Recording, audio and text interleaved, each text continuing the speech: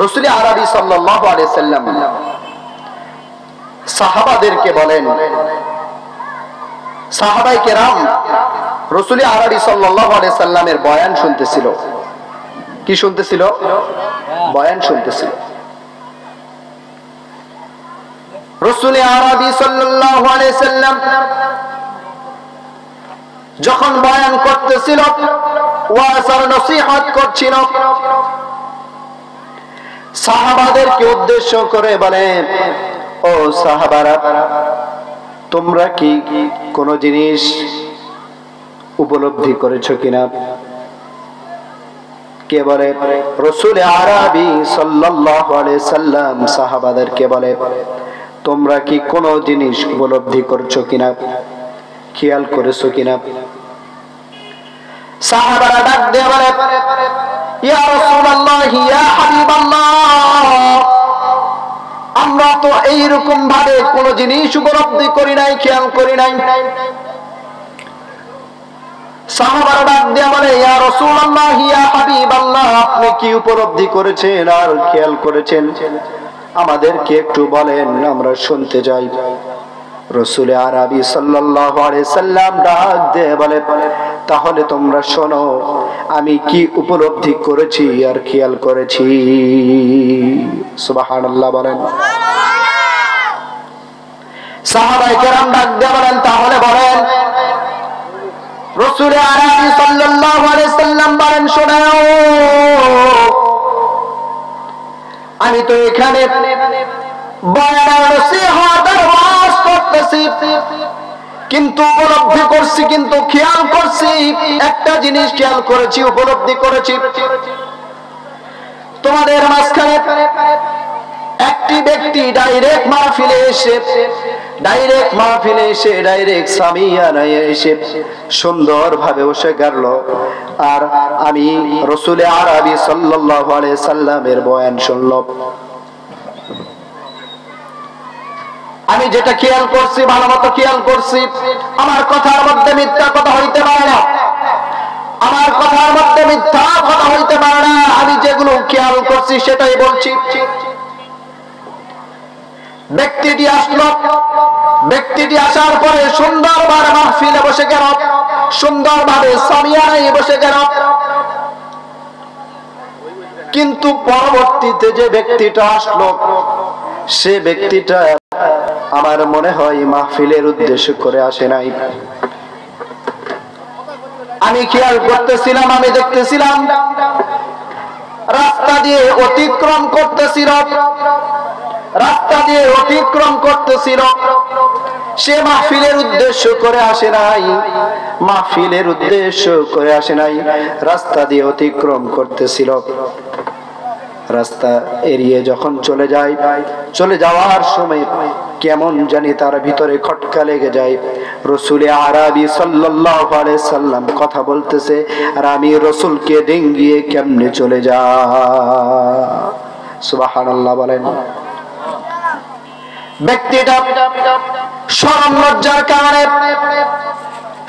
লজ্জার কারণে রাসূল আরবি সাল্লাল্লাহু আলাইহি সাল্লাম কথা বলতেছে, আরে কথা না শুনে আমি কেমনে যাই। ব্যক্তিটার সামনে অতিক্রম করতে পারলেন না, সেও সামিয়ানায় এসে বসে গেল, সেও মাহফিলে এসে বসে গেল। আর একটি জিনিস খেয়াল করেছি, তৃতীয় নাম্বার যে ব্যক্তিটা আমি দেখেছি, আমি খেয়াল করেছি, আমি যখন বয়ান করতেছিলাম, নসিহত করছিলাম আর ওয়াজ করতেছিলাম, আমি খেয়াল করছি, আমি দেখছি ব্যক্তিটা তো বসেই নাই, রাস্তায়ও থাকে নাই, শুধু চোখের ফাঁকি দিয়ে, চোখ বলি দিয়ে সে দেখছে, আর দেখার পরে সে তার গন্তব্য স্থানে রওনা দিছে। রাসূল আরবি সাল্লাল্লাহু আলাইহি সাল্লাম ডেকে বলেন, তোমরা কি এই তিনজন ব্যক্তি সম্পর্কে তোমাদের কোন ধারণা থাকতে পারে? সাহাবারা ডেকে বলে, ইয়া রাসূলুল্লাহ, ইয়া হাবিবাল্লাহ, তাদের সম্পর্কে আমাদের কেমন ধারণা হতে পারে আপনি একটু বলে দেন। রাসূল আরবি সাল্লাল্লাহু আলাইহি সাল্লাম ডেকে বলে, তাহলে তোমরা শোনো। প্রথম যে ব্যক্তিটা ডাইরেক্ট এসে মাহফিলে বসে গেল, কোন দিকে খেয়াল নাই, কোন দিকে ভ্রুক্ষেপ নাই, ডাইরেক্ট এসে মাহফিলে বসে গেল, সামিয়ানা নিচে বসলো। রাসূল আরবি সাল্লাল্লাহু আলাইহি সাল্লাম ডেকে বলে, ওই মাহফিলে সুন্দরভাবে বসার কারণে, রাসূল আরবি সাল্লাল্লাহু আলাইহি সাল্লামের বয়ান শোনার কারণে, রাসূল আরবি সাল্লাল্লাহু আলাইহি সাল্লাম ডেকে বলে, তোমরা শোনো, আল্লাহ রাব্বুল আলামিন তার জীবনের সমস্ত গুনাহ খাতাগুলো আল্লাহ তাআলা মাফ করে দিয়েছে। সুবহানাল্লাহ। তার ভিতরে কোন পরিকল্পনা হয় না, ডাইরেক্ট মাহফিলে এসে সুন্দরভাবে বসার কারণে তার জীবনের সমস্ত গুনাহ খাতা আল্লাহ তাআলা মাফ করে দিয়েছে। সুবহানাল্লাহ বলেন। এমন কি হইতে পারে না, এমন কি হইতে পারে না, যারা মসজিদে মাগরিব নামাজ আদায় করেছে, মাগরিব নামাজ আদায় করেছে, আর মাগরিব নামাজ আদায় করার পর কোন দিকে কোনো খেয়াল নাই, কোন দিকে ভ্রুক্ষেপ নাই, কোন দোকানে যাই নাই, কারো সঙ্গে গল্প গুজবের মধ্যে লিপ্ত না হয়ে মাহফিলে এসে বসে গেছে। আল্লাহ রাব্বুল আলামিন পারেন তাদের গুনাহ সমস্ত মাফ করে দিতে। পারে না? পারে কি পারে না? পারে।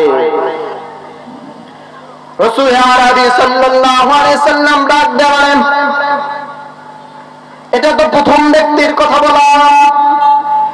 দ্বিতীয় যে ব্যক্তিটা মাহফিলে বসার নিয়ত ছিল না, রাস্তা অতিক্রম করে যেতে চাইছিল, কিন্তু শরম লজ্জার কারণে আমি কথা বলতেছি আর আমার কথাকে ডিঙ্গে উপেক্ষা করে চলে যাবে, এই না যাওয়াটাকে উপেক্ষা করে সে মাহফিলে এসে বসছে।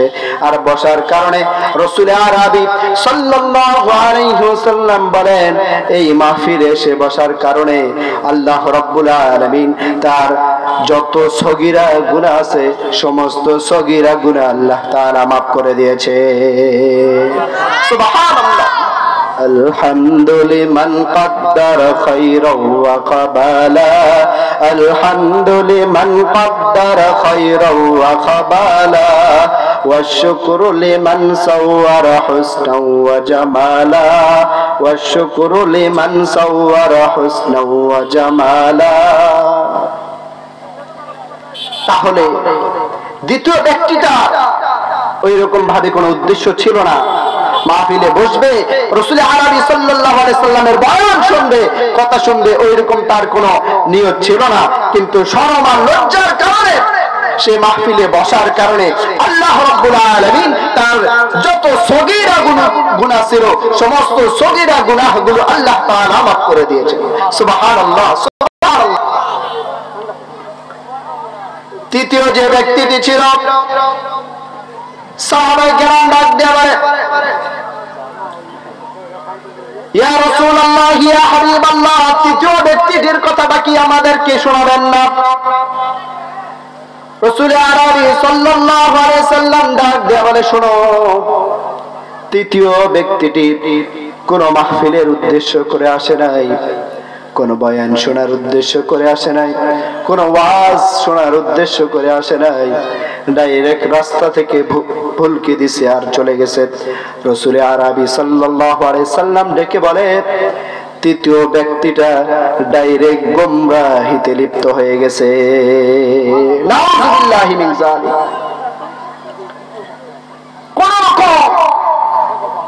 কোন ওয়াজ শুনে নাই, কোন বক্তব্য, কোন বয়ান, কোন নসিহত শুনে নাই, ডাইরেক্ট রাসূল আরবি সাল্লাল্লাহু আলাইহি সাল্লাম কথা বলছে, তার প্রতিও কোনো ভ্রুক্ষেপ নাই, কথা না শুনে ডাইরেক্ট চলে যাওয়ার কারণে রাসূল আরবি সাল্লাল্লাহু আলাইহি সাল্লাম ডাক দিয়ে বলে, ওই ব্যক্তিটা ডাইরেক্ট গোমরাহির মধ্যে লিপ্ত হয়ে গেছে। নাউযুবিল্লাহি মিন যালিক।